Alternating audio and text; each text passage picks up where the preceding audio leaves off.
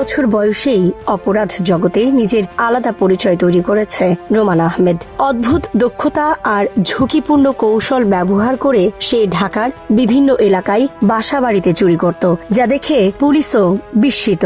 রোমানের সবচেয়ে বড় দক্ষতা হল ভবনের দেয়াল বেয়ে ওঠা, পাশাপাশি থাকা দুই ভবনের দেয়ালে দুই পা রেখে মাকড়সার মতো লাফাতে লাফাতে সে কয়েক মিনিটেই উঠে যেতে পারে 7 তলা পর্যন্ত।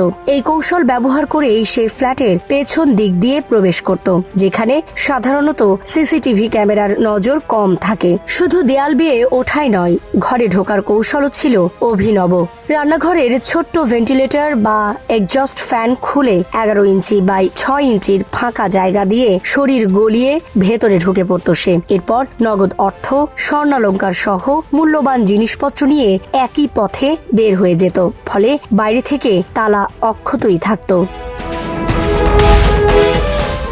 সম্প্রতি ঢাকার ড্যামরার মাতুয়াইল এলাকায় এমনই একটি চুরির ঘটনায় রোমানের নাম সামনে আসে। একটি পরিবার 4 দিনের জন্য বাসা ফাঁকা রেখে বাইরে গেলে সেই সুযোগে তাদের 7ম তলার ফ্ল্যাটে ঢুকে প্রায় 35 লাখ টাকার মালামাল চুরি করে সে। এর মধ্যে ছিল 25 লাখ টাকা নগদ অর্থ। চুরির ঘটনা ধরা পড়ে 24 এপ্রিল, যখন বাসার মালিক ফিরে এসে দেখেন ঘরের সবকিছু এলোমেলো, আলমারির তালা ভাঙা, কিন্তু মূল দরজার তালা অক্ষত।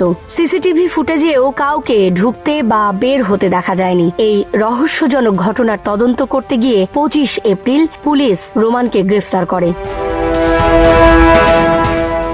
তদন্তে বেরিয়ে আসে কিশোর বয়স থেকেই চুরির সঙ্গে জড়িত রোমান গত 4-5 বছরে এই বিশেষ কৌশলগুলো আয়ত্ত করে। তার গুরু হিসাবে পরিচিত 28 বছর বয়সী ফয়সাল, যিনি একজন অভিজ্ঞ চোর। ফয়সালের কাছ থেকেই দেয়াল বেয়ে ওঠা এবং ভেন্টিলেটর দিয়ে ঢোকার কৌশল শেখে রোমান।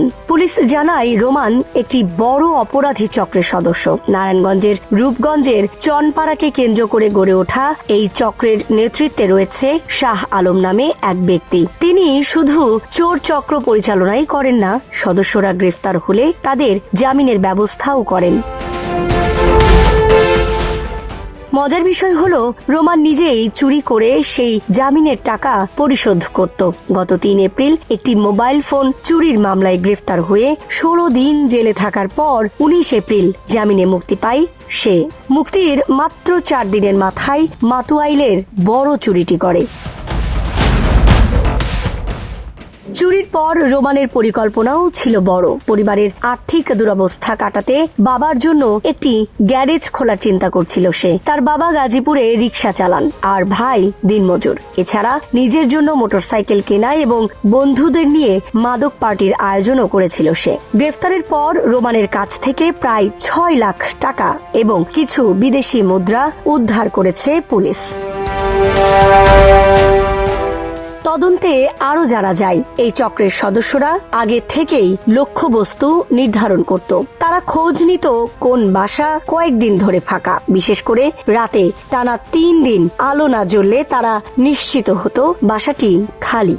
এরপর সিসিটিভির অবস্থান যাচাই করে পেছনের দিক দিয়ে দেয়াল বেয়ে উঠে চুরি করত। পুলিশ বলছে শুধু বাড়ির সামনে নয়, পুরো ভবনকে সিসিটিভির আওতায় আনা জরুরি। পাশাপাশি ভেন্টিলেটর ও গ্রিল এমন ভাবে স্থাপন করতে হবে যাতে কেউ সহজে ঢুকতে না পারে। দীর্ঘ সময় বাসা ফাঁকা রেখে গেলে স্থানীয় থানা বা নিরাপত্তা ব্যবস্থাকে জানিয়ে রাখা উচিত বলেও পরামর্শ দিয়েছেন কর্মকর্তারা।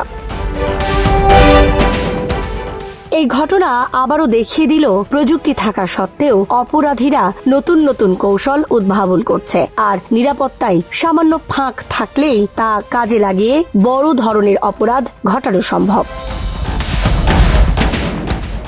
Desk report, Dhaka express.